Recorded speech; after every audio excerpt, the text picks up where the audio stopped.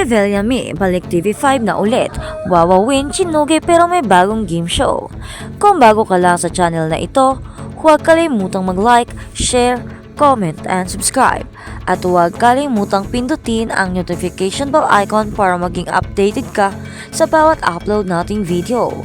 Opisyal nang nagbabalik sa TV5 ang TV host na si Willie Revillame matapos pumirma ng kontrata sa Kapatid Network at MediaQuest Ventures para sa bago nitong partnership. Naganap ang contract signing noong Biyernes, April 26 at present yan ang presidente ng MediaQuest Holdings at Signal TV na si Jane Basa, TV5 President Guedo Sabaliero, MediaQuest Holdings CFO Jan Andal at Shena Olaso. Gusto kong magpasalamat sa inyo at of course kay Manuel V. Pangilinan sa second chance, say pa ni Willie. Wika niya pa, alam ko namang may doubt pa rin, but you have to understand syempre yung mga pinagdadaanan. Alam niyo naman yung pinagdadaanan ko sa ibang channel. Pero no regrets kung anumang channel ako mapunta. Giit niya pa, kasabay na pasasalamat niya sa dating network, ang GMA pati na rin ang executives nito. Kasunod niyan ay nangako siya na handa na siyang magbigay ng tulong sa TV5 sakaling kailangan siya ng network. Hindi lang yung bagong programa ko ang aalagaan ko, even TV5, pangako niya pa. Ani ng TV host, kung anong maitutulong ko sa TV5, kung anong creative ideas kahit walang bayad, I'm willing to do that. Inamin din ni Willie na hindi na nila gagamitin ang titulong Wawawin, pero magkakaroon pa rin siya ng game show. Sa ngayon daw ay nagbi-brainstorming pa rin sila sa magiging bago niyang programa. Kung matatandaan, unang nagtrabaho ang TV host sa Kapatid Network noong 2010 hanggang 2013. Noong March naman ay kumalat ang chismis na magkakaroon na ng TV comeback si Willie matapos makipagkita sa executives ng TV5. At sa kabilang banda, Willie Revillame kasado na ang pagbabalik sa TV5, say ni Christy Fermin. Kinukumpirma ni Nanay Christy Fermin na balik TV5 na ang Wawa Willie, host na si Willie Revillame. Ayon pa sa batikang kolumnista, kapag nagkaayos na ay pipirma na si Willie ng kontrata sa MediaQuest pagkatapos ng Semana Santa. Matatanda ang unang programa ni Willie sa Kapatid Network ay ang Real Time Big Time na umiri noong January 5, 2013 at ilang araw lang ang nakalipas ay nilipat ito sa noontime slot na naging Wawa Willie. Pero nagpapaalam din sa parehong taon, buwan ng Oktubre. Sa kwento ni Nay Christy sa Showbiz Now na vlog kahapon March 27 kasama sina Romel Chica at Wendell Alvarez. Ang sabi sa akin, ang mga tagapamuno ng TV5 noong magkausap kami ng Lunes, nagpasintabi ang sabi, nanay wala pa dahil magmi-meeting pa kami ng Martes ng umaga at hindi pa namin alam kung ano ang kahihitnatnan at kung sakaling gustong magkaayusan at magkatulungan kami. Bungad ng SNN host.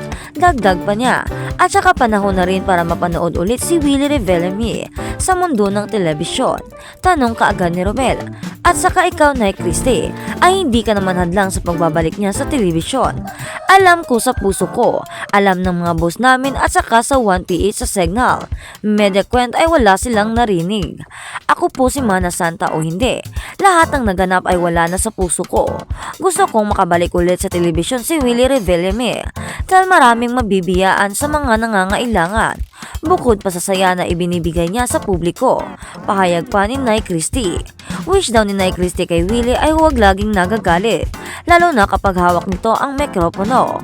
Pinapagalitan niya ang kanyang staff on air, sana iyon ay mawala na. Pati ang pagiging mayabang daw ni Willie na tingin ng iba ay sana mabago na at alam na nitong i-handle ang kanyang popularidad. Kaya sa mga nakakamiss kay Kuya Will, abangan ang kanyang pagbabalik sa TV5.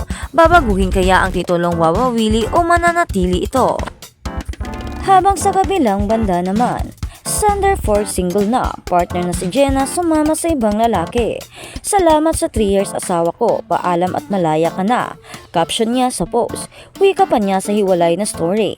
Back to normal na naman tayo. Single life, single moment. Find peace, find happiness. Pagkatapos niyan ay unti-unti nang ibinubunyag ni Sander kung ano ang nangyari, kung bakit siya hiniwalayan ni Jenna. Tila ipiniwatig niya na mas pinili ng kanyang partner ang lalaking nakakausap umano nito. Cheat po ba tawag sa kayo pa pero may iba na siyang gusto at kinakausap, at kahit may anak na kami mas pinili niya yung ibang tao kaysa sa amin ng pamilya niya, saad niya pa. Hindi na ipinangalanan ni Sander kung kanino siya ipinagpalit, pero sinabi niyang kaibigan niya ang bagong kagustuhan ni Jenna. Bakit ganon, babe Jenna? Sa dami mong gugustuhing tao, bakit yung kaibigan ko pa? Tanong niya. Dagdag pa niya sa serye ng post. Ang ahas minsan nasa gubat, minsan nasa tahanan lang. Pinatira mo pa tapos ahasin ka na pala. Sa huli may pakiusap si Sander kay Jenna at ito ay pahiram sa kanya ang kanilang anak na si Seri Cecilia. Yung bata sana ipahiram mo sa amin, nakikiusap ako sa iyo, panawagan niya.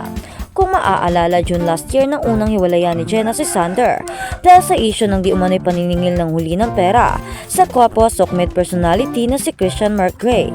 Kung matatandaan naman ang ibinandera ni Sander noong September 2022, ang pagbubuntis ni Gemma sa panganay nilang anak at isinilang ang bata noong December 29 sa kaparihong taon. At sa kabilang balita naman, Chris mukhang mas healthy sa bagong video. Say ng fans, she's recovering. Maraming fans ang nabubuhayan ng pag-asa nang makita si Kris Aquino sa isang video post recently.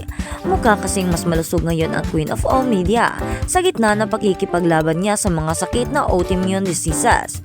Sa TikTok na ibinandera ni San Fernando, Pampanga Mayor Velma Caluwag, mapapanood na nagkaroon ng simpleng salo-salo para sa 70th birthday celebration ni Bimbi. Makikita rin sa video si Kris na nakangiti at ipinapakita ang suot niyang sweater na ang nakalagay ay "You deserve to be happy". Naikwento rin ng dating TV host kung paano siya nakilala at naging kaibigan ang alkalde ng Pampanga. "We're very happy with our friend. 10 months ago ay nakilala namin si Mayor Velma", say pa na Chris. Sa comment section, maraming fans ang nagpapahayag ng kanilang pagkatuwa dahil ayon sa kanila ay mukhang gumagaling na si Chris. Narito ang ilan sa mga nabasa naming komento. "Parang much better na siya tignan now. Feel ko gagaling na siya. It's look like Miss Chris is recovering. Pray na magtuloy-tuloy ang paggaling niya. Unti-unti nang nagiging okay si Miss Chris. Sana tuluyan ng gumaling si Miss." Chris folded hands emojis. "She's getting better. Wish you all as well happy." Magugunita noong April 19 naging emosyonal si Chris sa ibinanderang birthday message para sa bunsong anak. Inamin niya na hindi siya tumigil sa kakaiyak dahil naiisip niyang hindi na maaabutan ang 18th birthday ni Bimbi dahil sa lumalala umano niyang kalusugan. "I'm so sorry for showing my weakness yesterday when I cried non-stop because of my fear that I might not be around to be with you on your 18th birthday", say niya sa bahagi ng Instagram post. Aniya pa, "No matter how much physical pain I endure daily, my heart overflows with love because of your caring, selfless, unconditional love." Noong February 14 kasabay ang kanyang kaarawan ay nag-open up ang dating TV host na magiging crucial ang kanyang kalagayan sa mga susunod na 6 na buwan dahil malaking tsansa na magkakaroon siya ng cardiac arrest anumang oras nang dahil sa bago niyang treatment.